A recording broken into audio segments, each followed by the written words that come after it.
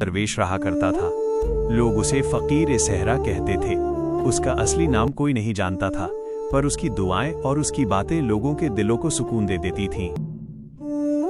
एक दिन रेगिस्तान की तेज आंधियों के बीच एक थका हारा यात्री वहां पहुंचा। उसका घोड़ा दम तोड़ चुका था और उसके होंठ प्यास से सूख गए थे।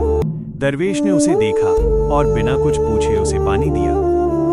यात्री ने लंबी सांस लेकर कहा, बाबा, आपने मेरी जान बचा ली, लेकिन मैं बताऊं कि मैं यहाँ खजाने की तलाश में आया हूँ। सुना है कि इस रेगिस्तान में कहीं सोने का एक विशाल खजाना दबा है।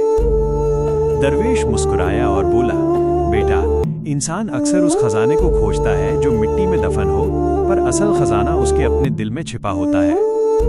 लेकिन यात्री ने बात को हल्के में लेते हुए कहा, नहीं बाबा, मैं इस रेगिस्तान से धन लेकर ही जाऊंगा। क्या आपको इसके बारे में कुछ मालूम है? दरवेश ने उसे रेत में बैठाकर कहा, मैं तुझे एक कहानी सुनाता हूँ। कई साल पहले एक अमीर आदमी भी इसी खजाने की लालच में यहाँ आया था।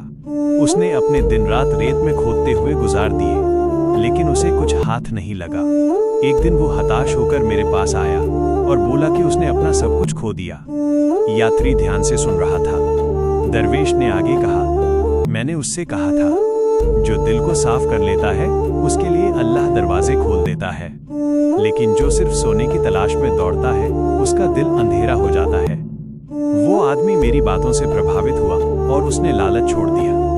दिल साफ होते ही अल्लाह ने उसके लिए ऐसी राहें खोल दी कि उसे सुकून, इज्जत और बरकत हर जगह मिली।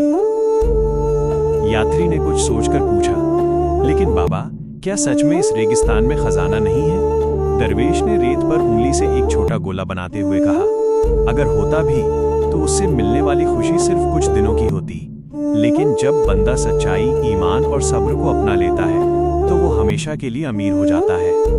यात्री की आंखें नम हो गईं। उसने महसूस किया कि वो लालच के पीछे भटक गया था।